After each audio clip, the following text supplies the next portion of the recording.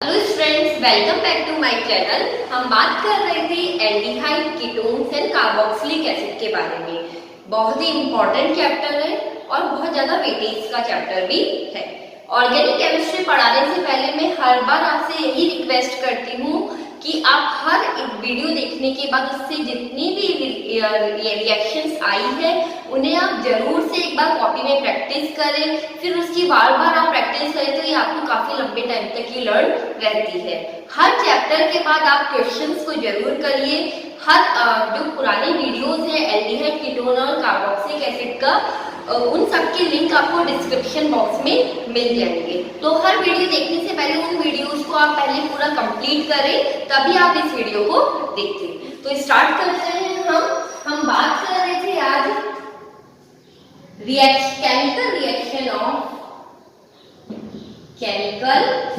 Reactions of aldehyde and ketones. Students, मैंने आपको कहा था कि कार्बोक्सिलिक एसिड जो चैप्टर है वो हम अलग से वीडियो बनाएंगे उसके बारे में, क्योंकि एक इम्पॉर्टेंट टॉपिक वो बहुत है। तो अभी हम सिर्फ एल्डिहाइड एंड कीटोन्स के बारे में ही बात कर रहे हैं। तो एल्डिहाइड और कीटोन्स जो है mainly nucleophilic addition reaction show करते हैं। न्यूक्लियोफिलिक एडिशन रिएक्शन शो करते हैं। अब ये कैसे करते हैं, पहले हम एक बार उसका मैकेनिज्म समझ लेते हैं। ये बहुत इंपॉर्टेंट है समझना। देखिए, ध्यान से देखिए। आपको पता है एल्डिहाइड और कीटोन दोनों में ही कार्बोनिल ग्रुप होता है, और ये कार्बोनिल ग्रुप जो है इसमें एक कार्बन है और एक ऑक्सीजन। क्लियर? आप जानते हैं कि दोनों की इलेक्ट्रोनेगेटिविटी में बहुत ज्यादा डिफरेंस है। तो O के ऊपर जब ये बॉन्ड ब्रेक होता है तो O के ऊपर माइनस और कार्बन के ऊपर प्लस चार्ज आ जाता है। आप ये बात समझते हैं। आपका जो एक कार्बोनिल कंपाउंड का जो कार्बन है, यहाँ पे इलेक्ट्रॉन की डेफिशिएंसी हो गई, तो ये किसकी तरह बिहेव करता है? इलेक्ट्रोफाइल की तरह बिहेव करता है, और उसके ऊपर कोई भी न्यूक्लियोफाइल जो है वो आके अटैक कर सकता है। तो इस तरह ये कार्बोनिल कंपाउंड जो है वो न्यूक्लियोफिलिक एडिशन रिएक्शन शो करते हैं। यहाँ तक आपको बात क्लियर हो गई है? अब देखिए होता क्या है। कार्बोनिल जो है आप जानते हैं यहाँ पे देयर आर 3 सिग्मा। 3 सिग्मा होने के कारण इसमें हाइब्रिडाइजेशन है sp2। It means trigonal planar इसका स्ट्रक्चर होता है। तो हम इसी तरह से फॉर्म कर लेते हैं इसको। यहाँ पे मैं इसकी वैलेंसी इसको A और B से लिख देती हूँ। अब देखिए क्या होता है, जब ये बॉन्ड ब्रेक होता है तो इसके ऊपर माइनस और इसके ऊपर प्लस आता है। आप जानते हैं बात, ठीक है? और जब ये इसके ऊपर ऐसे हो जाता है तो न्यूक्लियोफाइल जो है वो इसके ऊपर आके अटैक करेगा। न्यूक्लियोफाइल जो है हमारा नेगेटिव होता है, इस कार्बन के ऊपर आके अटैक करेगा। तो क्या होता है देखिए स्टूडेंट्स, जैसे न्यूक्लियोफाइल आके अटैक करता है, इससे आके जुड़ता है, तो आप देख रहे हैं इसकी 4 वैलेंसी हो गई। 4 वैलेंसी होने के कारण यहाँ पे 3 सिग्मा बॉन्ड फॉर्म हो गए हैं। सॉरी, 4 सिग्मा बॉन्ड फॉर्म हो गए हैं। 1 2 3 4 सिग्मा बॉन्ड फॉर्म होने के कारण इसका हाइब्रिडाइजेशन कौन सा हुआ है? sp3। तो sp3 हाइब्रिडाइजेशन का आप स्ट्रक्चर जानते हैं, टेट्राहेड्रल होता है। तो आप देख रहे हैं ट्राइगोनल से टेट्राहेड्रल में कन्वर्ट हो गया। sp2 hybridization convert into the sp3 hybridization. बहुत सिंपल सी चीज है। तो ऑक्सीजन के ऊपर माइनस और कार्बन के ऊपर प्लस, और यहाँ न्यूक्लियोफाइल आके अटैक करेगा जिससे 4 बॉन्ड फॉर्म हो जाए, और फिर बाद में कोई भी एसिड भी आके अटैक कर सकता है इसके ऊपर। तो ये न्यूक्लियोफाइल A, B और OH बनता है। तो ये बहुत ही सिंपल सा मैकेनिज्म है। इसमें बस आपको ध्यान रखना है कि sp2 हाइब्रिडाइजेशन से कन्वर्ट हो गया है sp3 हाइब्रिडाइजेशन में, ट्राइगोनल स्ट्रक्चर से कन्वर्ट हो गया है टेट्राहेड्रल हाइब्रिडाइजेशन से कन्वर्ट हो गया है। ठीक है? तो ये मैकेनिज्म बहुत ज्यादा इंपॉर्टेंट है, आपसे पूछ सकते हैं। ठीक है? तो आप इसे अच्छे से कॉपी कर लें, फिर हम आगे बात करते हैं। देखिए, न्यूक्लियोफिलिक एडिशन रिएक्शन की ही हम मैकेनिज्म की ही रिएक्शंस आज हम पढ़ेंगे इस वीडियो में, तो आप देखते रहें। क्लियर? अब हम बात कर रहे हैं स्टूडेंट्स आगे। सबसे पहले न्यूक्लियोफिलिक एडिशन रिएक्शन हम करवा रहे हैं HCN से, हाइड्रोजन साइनाइड पहले, ठीक है। क्या होता है, HCN पहले किसी भी बेस के साथ रिएक्ट करता है, क्लियर। तो क्या होगा, देखिए यहाँ से ये जो H है ये बॉन्ड ब्रेक होगा, तो ये तो प्लस हो गया और Cn माइनस आ गया इसके ऊपर, यहाँ से ये H2O की फॉर्म में निकल जाएगा और Cn माइनस आ गया, क्लियर है। कार्बोनिल कंपाउंड की हम रिएक्शन करवा रहे हैं। अब देखिए भाई हमारा न्यूक्लियोफाइल आया, ये किसके ऊपर अटैक करेगा, इस कार्बन के ऊपर, तो ये बॉन्ड पहले ब्रेक हुआ, ठीक है। तो ये देखिए ये जो है सारी रिएक्शन रिवर्सिबल होती है। तो आप देखिए CAB, यहाँ से O माइनस और ये आपका हो गया Cn माइनस, क्योंकि ये न्यूक्लियोफाइल है जिस कार्बन इलेक्ट्रोफाइल पर अटैक करेगा। अब नेक्स्ट में क्या होगा, कोई भी H प्लस आएगा और आपके बन गया ये OH, इससे रिएक्ट किया और Cn में माइनस नहीं आएगा। तो आप देख रहे हैं जो ये कंपाउंड बना है ये बहुत ही इंपॉर्टेंट कंपाउंड है, इसका नाम है साइनोहाइड्रिन। क्या नाम है इसका, साइनोहाइड्रिन। बहुत ही इंपॉर्टेंट कंपाउंड होता है ये, आपसे एग्जाम में पूछा जाता है। अब यहाँ एक बात मेरे को आपको बतानी थी, कई बार क्या होता है पूछा जाता है कि आप डायरेक्ट HCN से भी रिएक्ट कर सकते हो क्या, तो क्या होगा, कुछ चेंजेस आएंगे क्या। तो स्टूडेंट ध्यान रखिएगा, आप HCN से भी रिएक्ट कर सकते हैं, और जब आप HCN से रिएक्ट करते हैं तो आपके पास सेम ही प्रोडक्ट का फॉर्मेशन होता है, बिल्कुल भी चेंज नहीं होगा प्रोडक्ट। लेकिन हम क्यों फिर Cn से करवाते हैं, क्योंकि देखिए Cn जो है उसके ऊपर माइनस चार्ज है, ये एकदम परफेक्ट जो है न्यूक्लियोफाइल है, स्ट्रॉन्ग, तो ये न्यूक्लियोफाइल जो है ज्यादा स्ट्रॉन्गली कार्बन से अटैच हो पाएगा और रिएक्ट कर पाएगा, तो ये रिएक्शन जो है वो फास्ट हो पाए, अच्छे से हो पाए, बस यही रीजन है कि हम पहले इसको बेस से रिएक्ट करा के Cn माइनस को अलग कर लेते हैं। तो जल्दी से आप कॉपी कर लें, फिर हम नेक्स्ट की तरफ चलते हैं। तो ये थी हमारा साइनोहाइड्रिन फॉर्मेशन, फर्स्ट रिएक्शन थी न्यूक्लियोफिलिक एडिशन मैकेनिज्म के बारे में, ठीक है स्टूडेंट्स। अब हम आगे की तरफ चलते हैं, हमारी सेकंड रिएक्शन की तरफ चलते हैं, जो कि है sodium hydrogen sulphide. Sodium hydrogen sulphide क्या होता है इसका formula, NaSO3। Sodium hydrogen sulphide भी लिख सकते हैं और सोडियम बाइसल्फाइड भी आप लिख सकते हैं, तो दोनों एक ही चीज होती है, ठीक है। तो मैं यहाँ इतना ही रहने देती हूँ। अब देखिए सल्फाइड, स्टूडेंट सल्फाइड में बहुत कंफ्यूज होते हैं। देखिए तीन चीजें होती है स्टूडेंट, सल्फाइड, सल्फाइड और सल्फेट। तो आप तीनों चीज देखिए तो आगे आपको उसका कंफ्यूजन नहीं रहेगा। सल्फाइड S के ऊपर -2 चार्ज होता है, सल्फाइड जैसे यहाँ पर है SO3 के ऊपर -2, और सल्फेट जो होता है वो SO4 -2 होता है। तो तीनों में डिफरेंस है। मेरा बताने का मेन जो एम था वो यही था कि आप यहाँ पे सल्फाइड की जगह कई बार स्टूडेंट्स जो है वो सल्फाइड लिख देते हैं, क्लियर है। अब हम आगे की तरफ चलते हैं कि हमारी रिएक्शन क्या है। तो वही हमने इस बार की कार्बोनिल ले लिया, कोई भी, ये कोई भी हो सकता है, एल्डिहाइड भी हो सकता है और कीटोन्स भी हो सकता है। इसकी हम रिएक्शन कराते हैं NaSO3 के साथ। ये सब रिएक्शन रिवर्सिबल होती है। पहले इसका स्ट्रक्चर समझें, H double bond O, ONA और OH, क्लियर। तो यहाँ से ये बॉन्ड ब्रेक होगा, ये माइनस और ये प्लस, तो ये वाला माइनस वाला जो पार्ट है ये आके अटैक करेगा हमारे कार्बन पर। तो आप देखिए ABC, ठीक है। तो ये माइनस पार्ट हमारा कार्बन ये है, मीन्स हमारा इलेक्ट्रोफाइल ये है जो इसके ऊपर आके अटैक करेगा। तो ये आपका O माइनस SO3H, या तो आप इसे SO3H लिख दें स्टूडेंट, या आप इसको ये एक्चुअली O से कनेक्ट हो रहा है तो OSO2H भी लिख सकते हैं। देखिए इसको मैं डिस्क्राइब करके इसलिए बता रही हूँ ताकि आपकी कंसेप्ट जो है वो क्लियर हो जाए, ऐसे बाद में आपको परेशानी नहीं आए कि ये किस तरह से हुआ है, ठीक है। तो आपकी बुक में ये SO3H लिखा हुआ है तो आप इसे वो भी लिख सकते हैं, लेकिन एक्चुअली क्या है ये OSO2H। अपनी बात समझ रहे हैं ना, ठीक है। तो ये हो गया हमारा। अब जो हमारा Na बचा था वो यहाँ से आके जुड़ जाता है, बाद एक सिंपल सी स्टेप होती है, that is the proton transfer. Proton transfer step होती है, इसमें क्या होता है, H इधर चला जाता है और Na इधर आ जाता है। तो ये हमारा हो गया OH SO3N। क्लियर?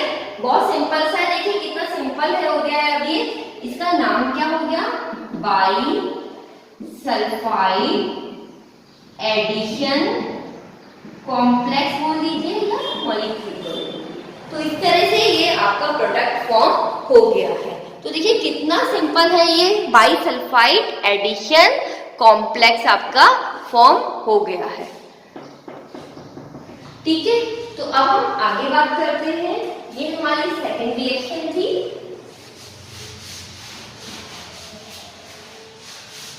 तो यहाँ देखिए बाइसल्फाइड एडिशन कॉम्प्लेक्स जो है वो आपका फॉर्म हो गया है। क्लियर? अब हम थर्ड रिएक्शन की तरफ चलते हैं स्टूडेंट्स। थर्ड रिएक्शन जो थी वो हमारी ग्रिग्नर्ड रिएजेंट थी, जो कि हमने बहुत पढ़ रखा है एल्डिहाइड अल्कोहल और फिनॉल में। अगर आपको याद आ रहा है तो ग्रिग्नर्ड रिएजेंट जो है वो अल्कोहल के फॉर्मेशन में हमारे बहुत काम में आया था, एल्डिहाइड और कीटोन्स में। तो आपने वही कार्बोनिल ग्रुप ले लिया, कोई भी कॉमन सा ग्रिग्नर्ड रिएजेंट ले लेते हैं। आपको पता है ये माइनस और ये प्लस, यहाँ पे इसके ऊपर माइनस चार्ज और इसके ऊपर प्लस चार्ज आता है। तो बताइए कि क्या होगा, आपने बना रखा होगा ये रिएक्शन पहले भी, C के साथ R आके जुड़ेगा और O के साथ MgX जुड़ जाएगा। इसे हम एडक्ट कहते हैं, एडिशन मॉलिक्यूल है, कॉम्प्लेक्स है और कुछ नहीं है। अब आप जानते हैं इसका क्या करवाते हैं हम, हाइड्रोलाइसिस, वाटर ले लें, H3O+ ले लें, आप कुछ भी ले लीजिए। तो क्या होता है हाइड्रोलाइसिस करवाने पर, H+ और OH- आप जानते हैं हाइड्रोलाइसिस में क्या होता है, H+ और OH-। तो यहाँ देखिए ये R का एडक्टिव रहेगा, ये H+ यहाँ देखिए ये माइनस और ये प्लस, माइनस से कौन जुड़ेगा, OH और MgX, OH अलग निकल जाएगा। कितना सिंपल है। अगर आपको याद आ रहा है तो हमने पढ़ा था कि अगर आपको 1 डिग्री अल्कोहल बनाने हैं तो आपको फॉर्मेल्डिहाइड इट मींस मिथेनेल लेना पड़ेगा। 1 डिग्री अल्कोहल से फॉर्मेल्डिहाइड या फिर मिथेनेल। और अगर आप 2 डिग्री अल्कोहल बना रहे हैं तो आप मिथेनेल के अलावा कोई भी एल्डिहाइड ले सकते हैं। और अगर आपको 3 डिग्री अल्कोहल बनाना है तो आपको कीटोन्स लेना पड़ेगा। वापस से देखिए, 1 डिग्री अगर अल्कोहल फॉर्म करना है तो मिथेनेल, और 2 डिग्री करना है अल्कोहल तो मिथेनेल के अलावा कोई भी एल्डिहाइड। क्लियर? और अगर आपको 3 डिग्री अल्कोहल करना है तो आप कोई भी कीटोन्स ले सकते हैं। तो इस तरह से आपकी ग्रिग्नर्ड रिएजेंट की रिएक्शन भी कंप्लीट होती है। देखिए कितनी ज्यादा सिंपल रिएक्शन है, ये सब हम पढ़ चुके हैं। बस ये चैप्टर है लेंथी बिकॉज इसमें कई सारे 3 रिएक्शंस भी है और 3 ग्रुप एल्डिहाइड, कीटोन्स और कार्बोक्सिलिक एसिड। बट इनकी रिएक्शंस जो है वो इतनी मुश्किल नहीं है जितना हमें देखने पे लगता है। अगर आप प्रैक्टिस करते जाएंगे हर बार तो ये बहुत सिंपल हो जाएंगे। Okay friends, so let's start fourth reaction with alcohol.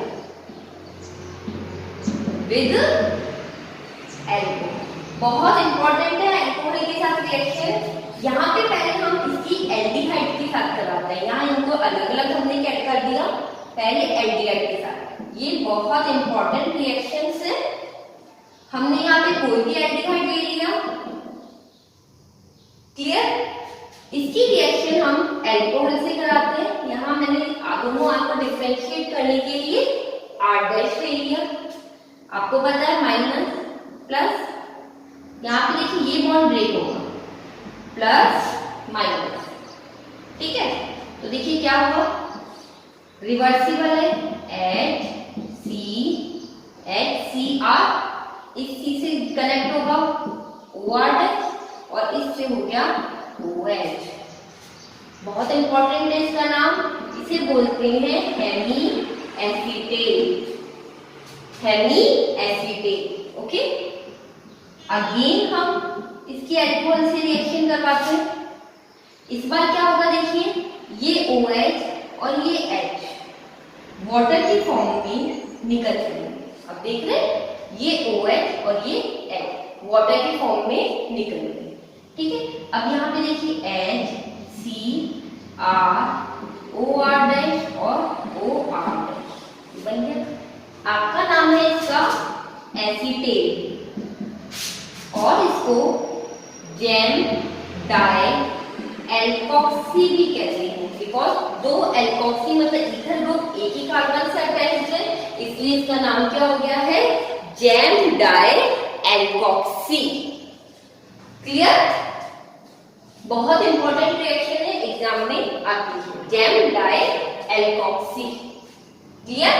अब हम बात करते हैं, आगे बढ़ते हैं। एल्डिहाइड से हम करवा चुके हैं, अब हम करवाएंगे कीटोन से। ठीक है, तो कीटोन हमने ले लिया। आप जानते हैं कार्बोनिल ग्रुप में दो R ग्रुप जुड़े हुए हैं। यहां हमने जो लिया है उसका नाम है इथाइलिन ग्लाइकॉल।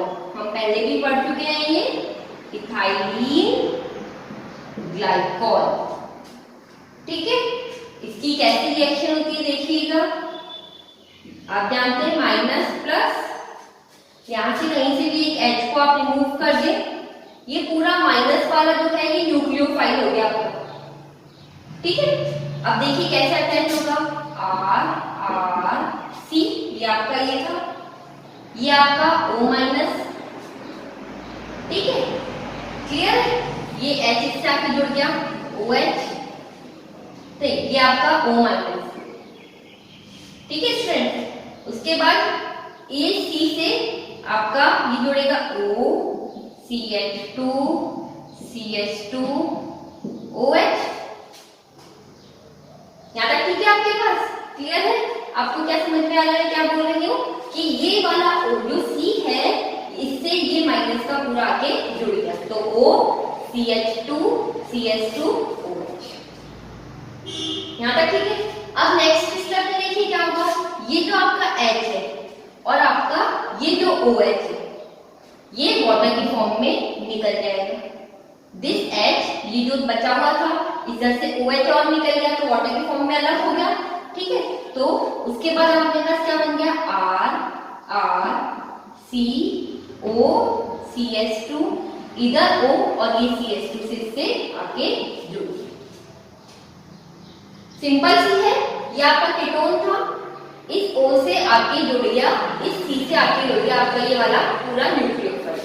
ठीक है, यहाँ से H रिमूव आउट हो गया और ये H जो है आपने क्या किया, इधर से H और यहाँ से OH रिमूव किया क्योंकि ऑलरेडी O यहाँ से अटैच है और ये इससे आके जुड़ गया। इसका नाम देखिए, इसका नाम जो है वो है इथाइलिन ग्लाइकॉल कीटेन। बहुत इंपॉर्टेंट नाम है फ्रेंड्स, इथाइलिन ग्लाइकॉल कीटेन, एग्जाम में पूछा जाता है। और यहाँ एक इंपॉर्टेंट चीज है, जो एल्डिहाइड की रिएक्शन थी और जो कीटोन की रिएक्शन थी ये दोनों ही ड्राई HCl की प्रेजेंस में होती है। एल्डिहाइड और कीटोन दोनों की ही रिएक्शन जो है वो ड्राई HCl की प्रेजेंस में होती है। आप इसे कॉपी कर ले, फिर मैं आपके इस क्वेश्चन का आंसर देती हूँ कि ये दोनों रिएक्शन ड्राई HCl की प्रेजेंस में क्यों होती है। तो देखिए इसका रीजन क्या है फ्रेंड्स, ये ड्राई HCl क्या करता है, ये अपने एक प्रोटॉन को रिलीज करता है। ठीक है, इस H को रिलीज कर देता है। क्लियर? ये H जो है रिलीज होना चाहिए ना, एल्डिहाइड हो या कीटोन हो, दोनों में ही जब ये H यहाँ से रिलीज हो जाता है, ठीक है फ्रेंड, जब ये H यहाँ से रिलीज हो जाता है तो क्या होता है, ये बॉन्ड ब्रेक हुआ, ये आके इससे जुड़ गया। जब ये बॉन्ड, तो ये इसका बॉन्ड को ब्रेक करके इससे आके अटैच कर देगा ताकि इस कार्बन की इलेक्ट्रोफिलिक जो कैरेक्टर्स है वो क्या हो जाए, इंक्रीज हो जाए। आप ये बात समझ रहे हैं? ड्राई HCl क्या करता है, अपने एक प्रोटॉन को रिलीज कर देता है ताकि जो कार्बोनिल ग्रुप का O है उसको प्रोटोनेटेड कर देगा। इससे कार्बन का जो इलेक्ट्रोफिलिक कैरेक्टर है, इलेक्ट्रोफिलिसिटी है, वो इंक्रीज हो जाती है और ये रिएक्शन जो है वो फास्ट हो जाती है। क्लियर है आपको इतना? ठीक है, अब हम आगे बढ़ते हैं फ्रेंड्स। ये इससे पहले मैं आपको एक चीज और बताना चाहती हूँ। कई बार क्या होता है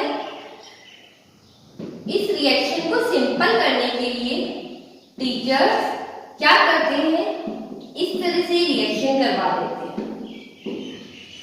इथाइलिन ग्लाइकॉल को इस तरह से लिख दिया, यहां से मैंने क्या किया, यहां से वाटर रिमूव कर दिया, R अब देखिए इस C से ये दोनों R कनेक्ट हो गए और CH2 CH2। तो देखिए प्रोडक्ट हमारा वही बना है, क्या नाम था, इथाइलिन ग्लाइकॉल कीटेन, लेकिन रिएक्शन का मैकेनिज्म चेंज हो गया है। इसीलिए मैंने आपको इसको डिस्क्राइब करके बताया। आपकी एनसीईआरटी में ऐसा नहीं है, लेकिन इसके पीछे एक ही मेरा मेन ऑब्जेक्ट था, ताकि आपको इस रिएक्शन का मैकेनिज्म पता चले। रिएक्शन का प्रोडक्ट सेम हुआ है, अगर आप इतना लिखकर ये नहीं लिखेंगे तो ये रिएक्शन भी सेम सही हो जाएगी, लेकिन आप इस तरह से वाटर रिमूव मत करिएगा, ये गलती बोर्ड में आप बिल्कुल मत करिएगा। क्लियर है? आप इतना करके इसको डायरेक्टली लिख दें, कोई दिक्कत नहीं है, लेकिन यहाँ से इस तरह से बॉक्स बना के वाटर को रिमूव नहीं करिएगा। क्लियर? अब देखो एक चीज मैं आज और भूल गई थी आज, उसे भी मैं आपको बताना चाह रही हूँ। हमने जब बात करी थी सोडियम हाइड्रोजन सल्फाइड की रिएक्शन, तो मैं यहाँ डायरेक्ट लिख देती हूँ, क्या बना था एक बार, CONSO3 यानी आपको याद आ रहा था, हमने सेकंड रिएक्शन हमने यही पढ़ी थी और इसको नाम दिया था हमने बाय सल्फाइड एडिशन कॉम्प्लेक्स। ठीक है, तो यहाँ पे इंपॉर्टेंट है स्टूडेंट्स, ये वाले जो रिएक्शन है ये एल्डिहाइड और कीटोन्स को निकालने की, एक्सट्रैक्ट करने का मेथड। क्या मतलब है, अगर मान लो कोई इम्प्योरिटी है जिसमें एल्डिहाइड और कीटोन भी है और आप उस इम्प्योरिटी में से एल्डिहाइड और कीटोन को बाहर निकालना चाहते हैं, वापस सुनिए, कोई impurity contain some impurity contain aldehyde or ketones. Clear? And if you want to extract out aldehyde or ketone, so this reaction is used. कैसे होगी? ये जो आपका कंपाउंड बना है ये क्रिस्टल की फॉर्म में बनता है। ये आपका जो कंपाउंड है ये किस फॉर्म में बनता है, क्रिस्टल्स की फॉर्म में बनता है। तो जब भी कोई रिएक्शन इम्प्योरिटी में आप सोडियम हाइड्रोजन सल्फाइड डालेंगे तो ये कंपाउंड बन जाएगा एल्डिहाइड और कीटोन से और क्रिस्टल्स के फॉर्म में सेट हो जाएगा। तो उससे आप इजीली क्या करते हैं, बाहर निकाल सकते हैं, क्योंकि उसके अंदर एल्डिहाइड और कीटोन है। ठीक है, अब बाहर जब आपने उसको निकाल लिया क्रिस्टल्स को और उसका फिर आप हाइड्रोलाइसिस करवाएंगे तो आप एल्डिहाइड और कीटोन को ऑब्टेन कर सकते हैं। तो एल्डिहाइड और कीटोन को इम्प्योरिटी से अलग करने के लिए ये रिएक्शन की जाए। ठीक है स्टूडेंट्स? ओके, अब देखिए आगे बढ़ने से पहले मैं आपको कुछ और इम्पोर्टेंट चीज बताना चाहती हूँ, बिकॉज कुछ स्टूडेंट्स जो पहले पढ़ चुके होंगे वो सोच रहे होंगे कि मैम ने वो बात नहीं बताई, तो पहले मैं वो बताती हूँ। मैंने सोचा था वो एंड में बताऊं, लेकिन अब सोच रही हूँ कि वो पहले ही इसको डिस्कस कर लेती थी। तो देखिए स्टूडेंट्स क्या बात कर रही थी मैं, अपन जब न्यूक्लियोफिलिक एडिशन रिएक्शन के बारे में बात कर रही थी। किसके बारे में? न्यूक्लियोफिलिक एडिशन रिएक्शन के बारे में बात कर रहे थे। तो हमने कहा था कि न्यूक्लियोफिलिक एडिशन रिएक्शन में क्या होता है, जो कार्बन होता है आपका, मैं बता देती हूँ एक बार, इसके ऊपर प्लस और इसके ऊपर माइनस, और न्यूक्लियोफिलिक आके यहाँ अटैक कर लेता है। अब ये जो न्यूक्लियोफिलिक एडिशन रिएक्शन है ये दो तरह से फैक्टर्स पे डिपेंड करती है। एक फैक्टर है स्टेरिकली, दूसरा है इलेक्ट्रॉनिकली। ठीक है, तो आपसे ये पूछ सकते हैं न्यूक्लियोफिलिक एडिशन रिएक्शन किस किस फैक्टर्स पे डिपेंड करती है, तो आप इस तरह से लिख सकते हैं। या एक क्वेश्चन और आता है कि एल्डिहाइड एंड कीटोन में से कौन ज्यादा अच्छे से रिएक्टिव है न्यूक्लियोफिलिक एडिशन रिएक्शन में। तो ये दो तरह के क्वेश्चन आपसे पूछ सकते हैं कि न्यूक्लियोफिलिक एडिशन रिएक्शन के लिए कि कौन कौन से फैक्टर्स हैं, या फिर एल्डिहाइड और कीटोन में से कौन ज्यादा मोर रिएक्टिव है for the nucleophilic addition reaction. तो देखिए इसके दोनों का ही आंसर यही है। ये क्या है इस बात को हम एक्सप्लेन करते हैं। तो देखिए क्या होता है फ्रेंड्स, स्टेरिकली का मतलब देखिए क्या होता है, ये आपका एल्डिहाइड, कोई भी एल्डिहाइड हो सकता है, और ये आपका कीटोन। क्लियर? अब क्या होगा, जब न्यूक्लियोफिलिक का अटैक होगा तो इस कार्बन के पास तो केवल एक ही बल्कि ग्रुप प्रेजेंट है, जबकि इस कार्बन के पास में दो दो बल्कि ग्रुप प्रेजेंट है, जो कि न्यूक्लियोफिलिक के अटैक को हिंडर कर सकता है, रोक सकता है। हमने बात करी थी कि इस कार्बन के पास न्यूक्लियोफिलिक का अटैक करना है, यहाँ एक ही बल्कि ग्रुप है, यहाँ दो दो बल्कि ग्रुप है, जिसके कारण जो न्यूक्लियोफाइल है वो इस कार्बन पे ज्यादा इफेक्टिवली अटैक करने में प्रॉब्लम आएगी, हिंडर करेगा ये उसको अटैक करने में। तो फर्स्ट हो गया स्टेरिकली, तो कौन ज्यादा करता है आप ही बताइए, एल्डिहाइड ज्यादा करता है और कीटोन्स कम करता है। ठीक है, एक रीजन तो ये। अब दूसरा रीजन हम बात करते हैं इलेक्ट्रॉनिकली। ठीक है, तो स्टूडेंट्स यहाँ पे भी देखिए, आप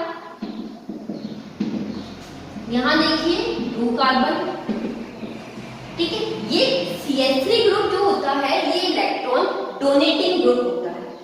ठीक है, यहाँ पे कीटोन्स में दो दो CH3 ग्रुप प्रेजेंट होते हैं, जबकि एल्डिहाइड में एक होता है और नहीं भी हो सकता है।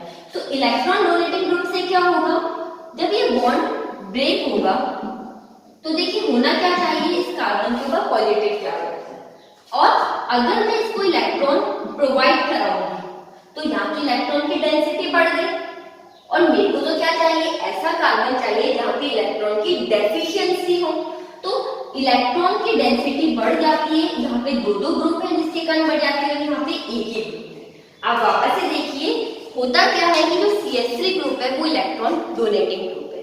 आपका जो कार्बोनिल कंपाउंड का कार्बन है उस कार्बन को इलेक्ट्रोफिलिक बोलते हैं, मतलब यहाँ पे इलेक्ट्रॉन की डेफिशिएंसी है। जब इलेक्ट्रॉन की डेफिशिएंसी होगी तभी कोई न्यूक्लियोफाइल आके अटैक कर पाएगा उसके ऊपर, अपनी बात समझ रहे हैं, तभी कोई उसके ऊपर आके न्यूक्लियोफाइल अटैक कर पाएगा।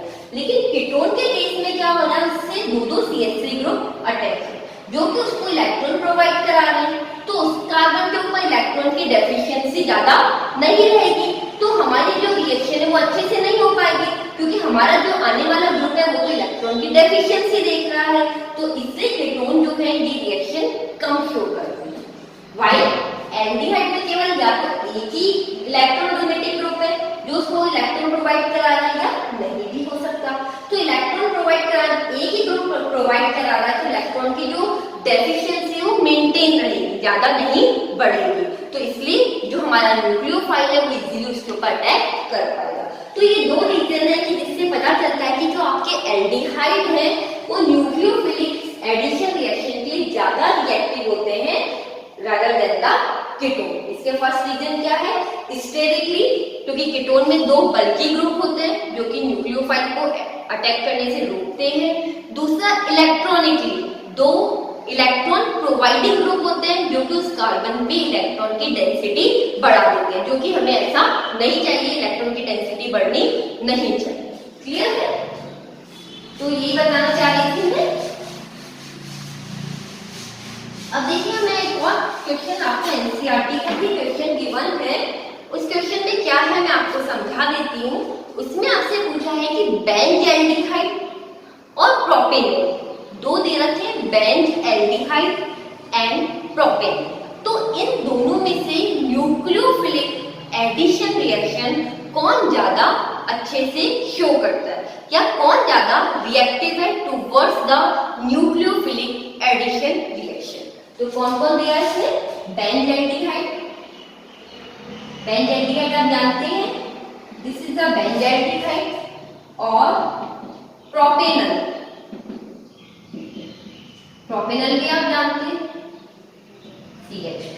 ठीक है, तो इन दोनों में से कौन न्यूक्लियोफिलिक एडिशन रिएक्शन की ज्यादा रिएक्टिव होगा उसके बारे में अब हमें बात करनी है। तो देखिए आप सोचिए खुद ही कि हमने दो दो फैक्टर्स जो पढ़े हैं उनमें से कौन ज्यादा इफेक्टिव होगा, इस चीज के बारे में आप सोचिए। तो अब यहाँ पे हम देखते हैं, हमारे दिमाग में बस ये होना चाहिए कि जो हमारा कार्बोनिल का कार्बन है वो इलेक्ट्रॉन डेफिशिएंट होना चाहिए ताकि न्यूक्लियोफाइल इसके ऊपर आके अटैक करे। क्लियर? तो यहाँ देखिए ये भी देखिए यहाँ पे बॉन्ड ब्रेक हुआ, ये माइनस और ये प्लस, ठीक है। तो इस कार्बन का रेजोनेंस के कारण, रेजोनेंस यहाँ कुछ है नहीं, बस यहाँ से इलेक्ट्रॉन इसको प्रोवाइड करा है, तो बहुत ज्यादा नहीं है क्योंकि एक ही कार्बन के मॉलिक्यूल है, इसलिए इस कार्बन के ऊपर इलेक्ट्रॉन की डेफिशिएंसी रहेगी। क्लियर? अब यहां हम देख लेते हैं, आप रेजोनेंस जानते हैं, ठीक है। ये वाला बॉन्ड यहां से ब्रेक होगा, तो आप देखिए क्या हुआ, यहाँ पे डबल बॉन्ड, ये C, ये माइनस, ये H, और यहाँ पे आपके इलेक्ट्रॉन की डेफिशिएंसी हो गई। होना क्या चाहिए था, ये माइनस और ये प्लस हो रहा था, लेकिन इसका ये जो प्लस है ये इस बेंजीन रिंग की तरफ डीलोकेलाइज हो गया। आगे देखिए, इधर भी ऐसा ही हो रहा है, अब ये यहाँ पे हो गया और उसके बाद फिर ये आगे डीलोकेलाइज हो गया।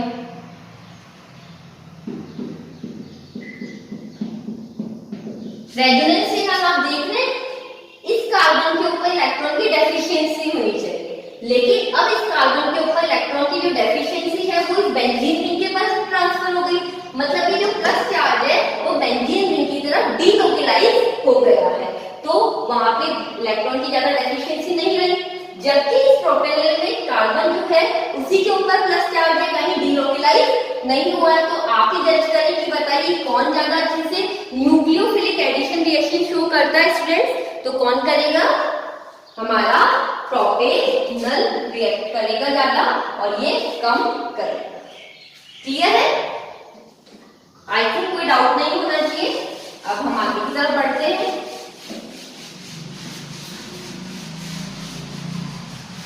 देखिए ये बहुत बड़ा टॉपिक नहीं है, मैं समझा रही हूँ, उससे थोड़ा सा आपको टाइम लग रहा है, तो घबराई नहीं कि इतनी सी रिएक्शन से इतनी सारी हो गई है, बहुत ज्यादा रिएक्शन नहीं पढ़ी है हमने, बहुत सिंपल सिंपल चीजें कर रहे हैं। अब हम बात कर रहे हैं हमारी न्यूक्लियोफिलिक एडिशन रिएक्शन की लास्ट रिएक्शन पे, फिफ्थ रिएक्शन पे, अमोनिया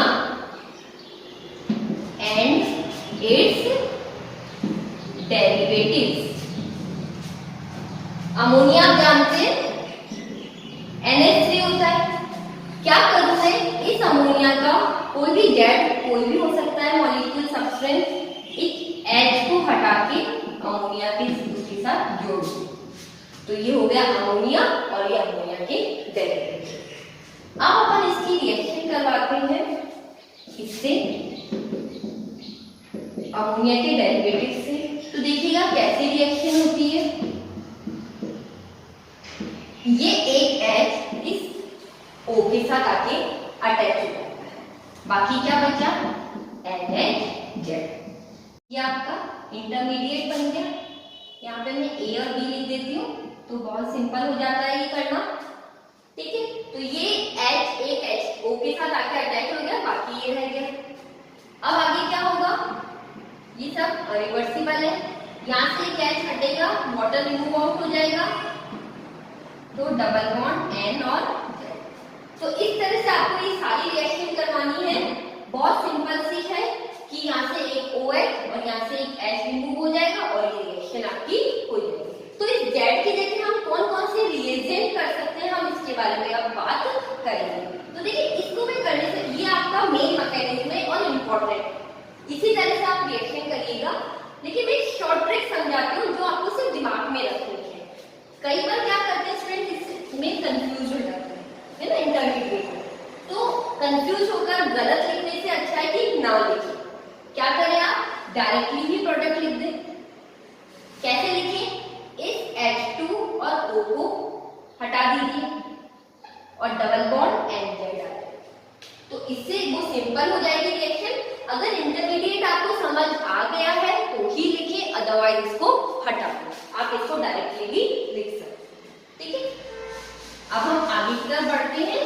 अब हम देखिए बहुत सारे ऐसे डेरिवेटिव्स लेंगे अमोनिया के और उनके साथ उनकी रिएक्शंस करवाएंगे। तो सबसे पहले देखिए हम मेन रिएक्शन लिख लेते हैं यहाँ पे, NH2Z, तो हमारी बना C डबल बॉन्ड N और Z। क्लियर? सबसे पहले मैंने Z के प्लेस पे ले लिया H, अगर मैं जेड के प्लेस पे एच ले लूंगी तो इसका नाम क्या हो जाएगा स्टूडेंट? Ammonia, NH3। आप देख रहे हैं अमोनिया बन गया। ठीक है, अब इसकी रिएक्शन करवाएं अमोनिया के साथ। तो पहले मैं इंटरमीडिएट बना के दिखा देती हूँ एक बार आपको। यहाँ से एक एच आएगा इस NH2 से। अब बचा आपके पास NH और ये H जेड की प्लेस पे। फिर उसके बाद यहाँ से वाटर रिमूव आउट हो जाएगा, डबल बॉन्ड NH। ठीक है, तो आप देख लो सिर्फ जेड के प्लेस में मैंने एक H लगाया और आप इसे डायरेक्टली भी कर सकते हैं। ये H2O डबल बॉन्ड NH। जो भी आपको पसंद आए उस तरह से आप कर ले। सिंपल तरीका है या इस तरह से कर ले, बहुत ज्यादा मुश्किल चीज नहीं है। यहाँ देखिए इसका नाम क्या हो जाएगा? इमाइन। इमाइन बोलते हैं इसे। अगर आपने अमोनिया लिया तो इसका बन गया इमाइन। ये बहुत इंपॉर्टेंट है। आपकी एनसीईआरटी में एक पूरी लिस्ट दे रखी है, एक टेबल गिवन है, जिसको लर्न जरूर करिएगा क्योंकि एग्जाम में इससे रिलेटेड क्वेश्चन आते हैं। ठीक है, तो मैंने इसको एक बार रिमूव कर देती हूँ।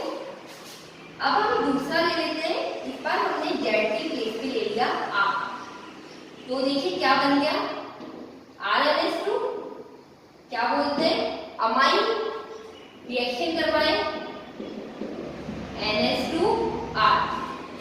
एक और बार इंटरमीडिएट बता देती हूँ मैं आपको। इस O के साथ इस H का एक आ जाएगा, यहाँ पे आ गया NHR। यहाँ से OH और H remove, double bond NR। देखिए सिर्फ जेड की प्लेस पे आर लगा है ना। आप इसे ऐसे भी कर सकते हैं, H2O NR। ठीक है, तो इसका नाम देखिए क्या हो गया? सब्स्टिट्यूटेड इमाइन बोल दो क्योंकि आर आ गया H की जगह। या फिर इसका बहुत इंपॉर्टेंट नाम है शिफ्ट बेस। एग्जाम में आता है शिफ्ट बेस के नाम से। तो आप देख रहे हैं कितना सिंपल सी चीज है ये। तो जल्दी से कॉपी कर ले इसे।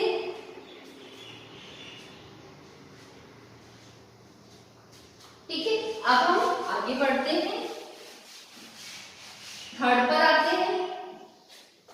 इस बार हमने जेड की प्लेस पे OH ले लिया तो हमारे पास क्या बन जाएगा? NH2OH। नाम देखिए इसका, हाइड्रोक्सिल अमाइन। Hydroxyl amine. ठीक है, रिएक्शन करवा देते हैं NH2OH। इस बार भी आपको मैं इंटरमीडिएट बना के दिखा देती हूँ। ये NH2 का H O से आके जुड़ गया, NHOH। अब क्या होगा? ये OH और H हट गया, डबल बॉन्ड NOH। ठीक है, इसका नाम बहुत इंपॉर्टेंट है स्टूडेंट्स, ऑक्साइन। इनके नेम बहुत इंपॉर्टेंट है स्टूडेंट्स। इसका नाम है ऑक्साइन। ठीक है, ये जरूर एग्जाम में आते हैं। नेमिंग यहाँ भी इंपॉर्टेंट है, वो बहुत ज्यादा एग्जाम में पूछे जाते हैं। इस बार आपने जेड की प्लेस पे NH2 ले लिया। ये NH2 तो था ही, एक और NH2, यहाँ पे दो NH2 हो गए। नाम हो गया है हाइड्रोजन। हाइड्रोजन। इस बार मैं आपकी डायरेक्ट रिएक्शन करवा देती हूँ। तो ये H2O C double bond N NH2। नाम बहुत इंपॉर्टेंट है अगेन, हाइड्रेजोन। हाइड्रोजन और हाइड्रेजोन।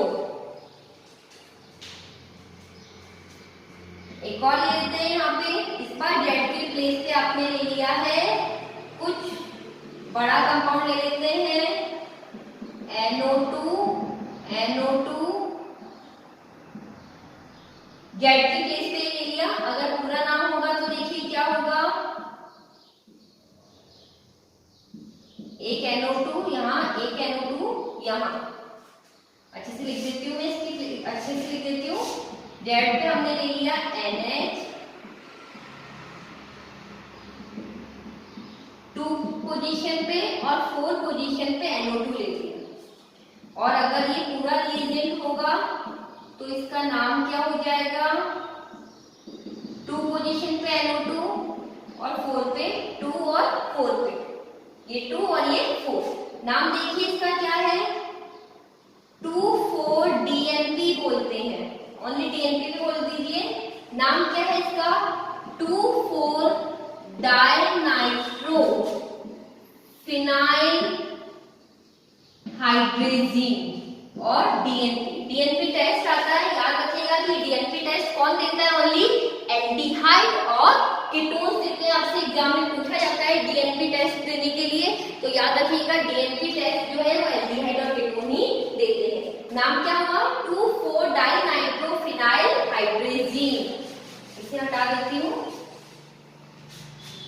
तो देखिए इसकी रिएक्शन करवाइए, NH2NH, वापस से लिख लीजिए किस तरह से बना, ये फिनाइल ग्रुप है, 2 पोजीशन पे NO2 और 4 पोजीशन पे NO2, यहाँ से ये रिमूव आउट हो जाएगा और क्या बन गया आपका, double bond N, NH NO2 NO2, इसका नाम हो गया 2,4-डाइनाइट्रो फिनाइल हाइड्रेजोन, फिनाइल हाइड्रेजोन। बहुत इंपॉर्टेंट है फ्रेंड्स, एग्जाम में आता है। अब देखिए लास्ट रिएक्शन के बारे में हम बात करते हैं। ये देखिए सब बहुत सिंपल है, आप एक बार इस वीडियो को अच्छे से देख लेंगे तो आपको इजीली समझ में आ जाएगा। अब Z के प्लेस पे हमने ले लिया इस बार NH3 double bond O NH2। तो हमारे कंपाउंड का क्या नाम है, सेमी कार्बेजाइड, सेमी कार्बेजाइड, ये हमारा नाम है हमारे कंपाउंड का। अब इसकी रिएक्शन करवाते हैं हम। ये आपका ketone NH2 NH3 double bond O NH2। तो आप करवाइए इस बार रिएक्शन खुद से। अब देखिए H2 अलग O अलग, double bond N, NH3 double bond O NH2, इसका नाम है सेमी कार्बेजाइड। यहाँ देखिए ON हट गया, C के साथ directly N NHCO this one, इसका नाम क्या हो गया, सेमी कार्बेजोन। सेमी कार्बेजाइड था, सेमी कार्बेजोन बन गया है। तो इस तरह आप देखिए ये अमोनिया और उसके डेरिवेटिव्स की सारी रिएक्शन कंप्लीट हो गई है। बहुत सिंपल है फ्रेंड्स, इसमें ऐसा कुछ भी नहीं है जो आपको मुश्किल आएगा। थोड़ी सी बड़ा वीडियो हो गया एडिशन का, आगे अभी रिएक्शन बाकी है, तो बने रहिए मेरे साथ। आपको मेरे वीडियो अच्छे लग रहे हैं तो please like share and subscribe जरूर करें। Thank you for watching me.